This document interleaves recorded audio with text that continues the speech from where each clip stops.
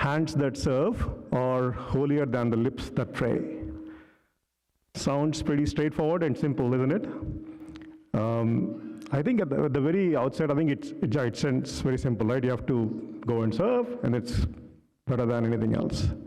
I think it's a lot more complex than that. In fact, I would like to talk about some of the theory or sort of thoughts behind it. Next slide, please. So there's a story that I actually heard in a Sevadal conference in the early 90s, where one of the speakers talked about Baba Amte, he was a social worker. He worked with a lot of folks suffering from leprosy in India. I think he did significant accolades around the world for doing that. So one day, he had busy visits to all the colonies that was around Bombay. And then he went back and he was resting for a few minutes. And then a gentleman came and asked him, hey, you've been doing so much work to all these people here. Why can't you just go and spend 5 minutes, go to the temple and pray to God to make sure that they're all cured? And he said, why do you have to go to temple to worship Narayana when Narayana is coming to me all the time asking me to serve him? That is a principle that Swami also instilled in us while we were growing up as a Hyderabad youth. In fact, there were several stories, to that effect. Maybe I can share one today. This was, I think, early 90s, maybe 93. So the practice is that we would go to Puttaparthi as a group, either in October or for Dasara, or July for Guru Purnima time and birthday, of course. This is typically how our schedule was. So this year, we went to Prashanti in July, and the first thing we would do is we would, park our bags wherever our accommodation was, and would go ask either the canteen in charge or the Gokulam in charge for work. Sir, we are here, can you help us do something? So that year, sir asked us to, hey, you know what, we are renovating the South Indian canteen, so a lot of stones, big Betincharla stones need to be moved. Can you come after morning darshan and come and help us move this? So this was July. You can understand the heat, scorching heat. It's not summer, but it's more than that from a heat perspective. So we would go there, and then every day, just bend our backs, lift these big stones. I mean, they're all maybe 100 kilos or 80, 90 pounds at least. Big pounds. 4 of us would carry them all the way from the South Indian canteen to the new North Indian blocks that were being built at the time. So this was sort of the practice. So we would do it with so much of joy, literally singing bhajans and shouting. The competition was who would carry the most number of stones. That's how we would compete. And of course, through the process, singing bhajans, Bolo Jay, all those kind of great shouts, great prayers for Swami. So one afternoon, around 2 o'clock, this was going on. And then the ashram secretary, came and asked us, hey, who asked you to do this? Why is there so much of, when 40 of us doing this, 50 of us doing this, with a lot of singing, there's a lot of commotion, right? I mean, there's a lot of, So he said, who asked you to do this? So he said, sir, it's, we asked the in charge for the canteen, and he asked us to do us.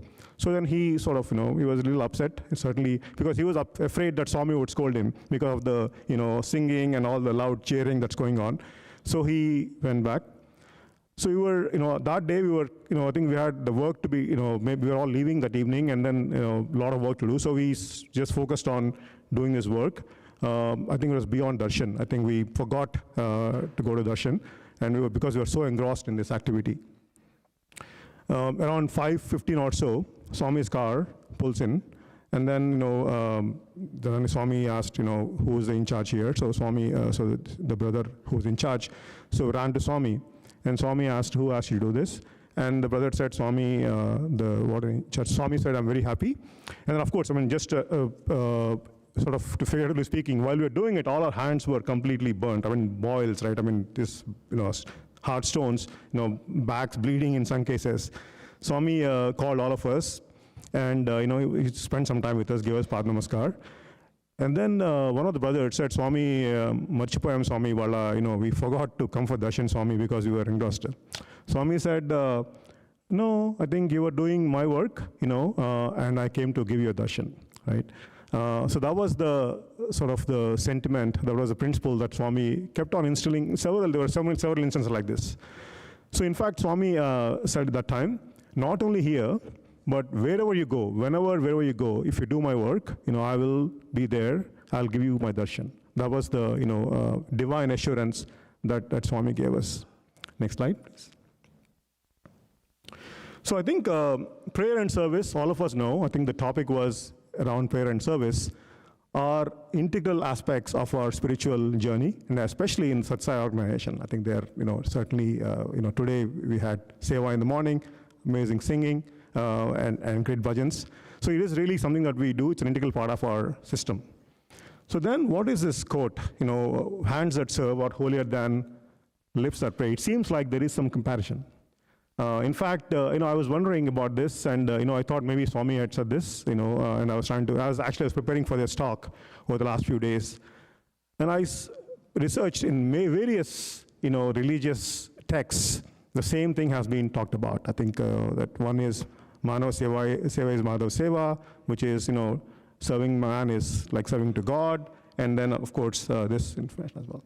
So let's go to the next slide, please. So I think Greg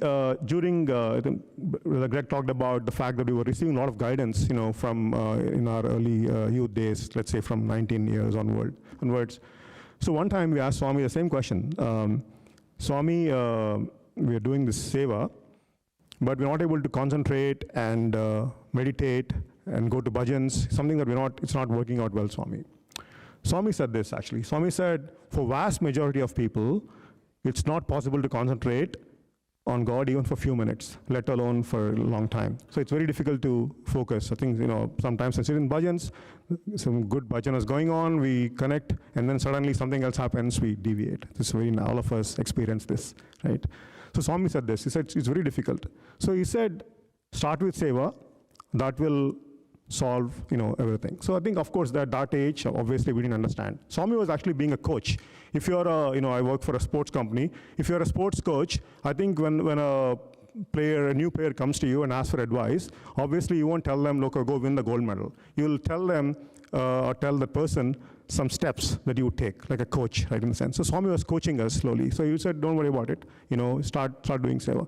In fact, Swami actually, I remember in that interview, very animatedly sort of talked about it. He said, he talked about an old man. One day he was sitting there, at his altar, and he was praying, Om Namah Shivaya, Om Namah Shivaya, Om Namah Shivaya. He was chanting continuously.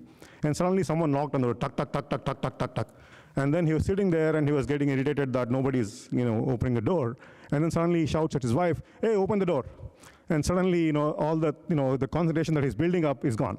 Again, he's starting again, Om Namah Shivaya, Om Namah Shivaya, Om Namah Shivaya. Suddenly, something else happens. So he said, look, I think, even for a renunciate, it's very difficult, right? So, my guidance as, youth that time was to focus on seva, and that will lead you to various paths. Next slide, please. So Swami said,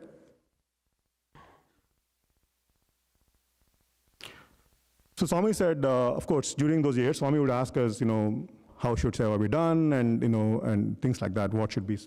I think when I was sort of going through some literature over the last few days, I think Swami gave us a template that actually, makes it seva from service. Service is, if you in the secular world, I think it is basically helping somebody, right? Seva is much more than that. So Swami gave us a template in the 1987 Sevadal conference. If you do these things, right, then I think it becomes near to me. It becomes the Madhav Seva.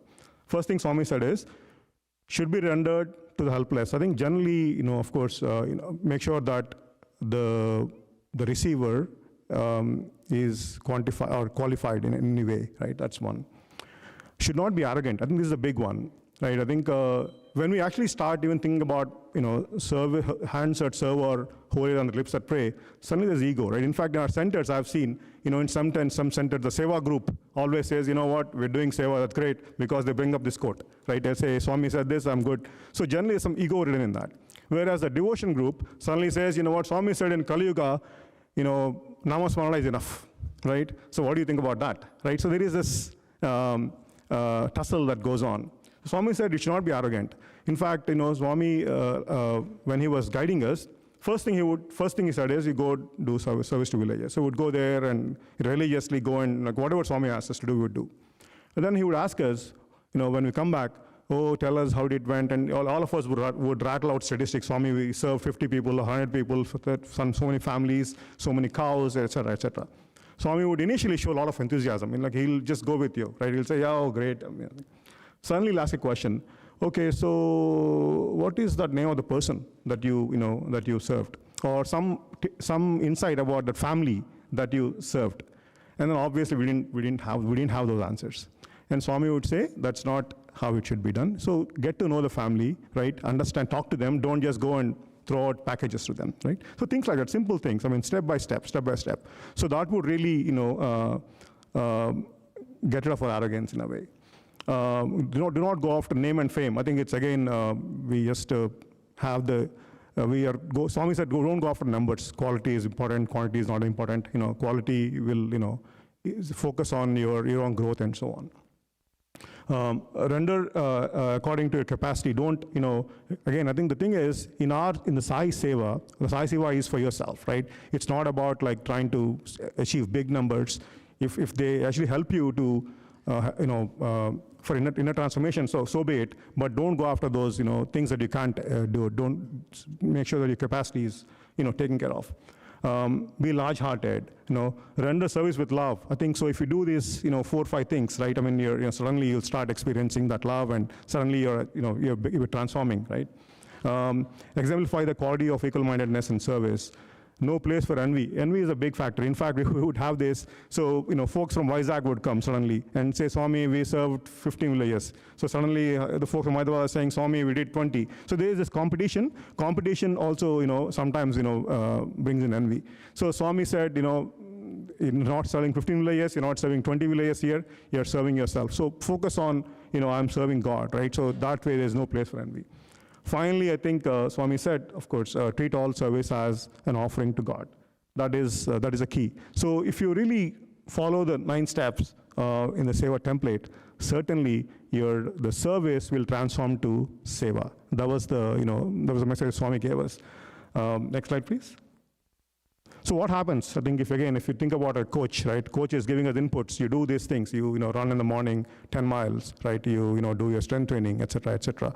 So then I think suddenly you'll start becoming a player you want to be, right? So like that, what are the outcomes if you follow those steps?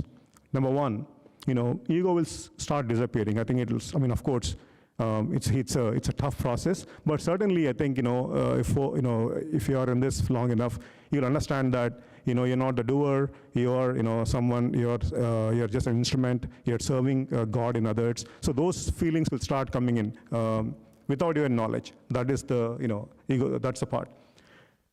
Number 2 is the Trikaran Suddhi, which is unity in thought, word, and deed. That sort of is basically coming from purification of heart.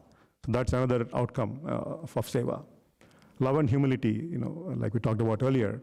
And finally, experiencing bliss. The bliss, Swami said, right, where there is God, there is bliss. So once you experience the bliss, automatically divinity, is present there. Next slide. Or can you click down, please? Thank you. So I think if you do all that, service becomes prayer in action. So that is the thing. It's not really comparable. Service is nothing but prayer in action. And we know that prayer is communion with God. So service, as an associative law, becomes communion with God. Next slide.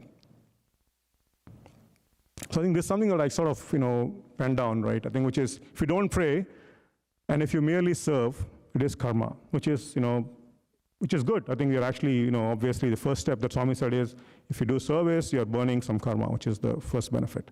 But Swami is saying, go beyond that. It's very mechanical in nature. At some point, I think, you're just, it's like a community service, you're volunteering and spending your time, but you're not thinking about your own transformation.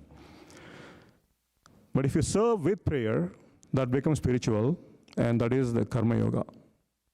So I want to sort of change the narrative a little bit and say service and prayer should go hand in hand. They're not, they are sort of the same, really. With that, I want to thank you all for your time. Jai Sai Ram.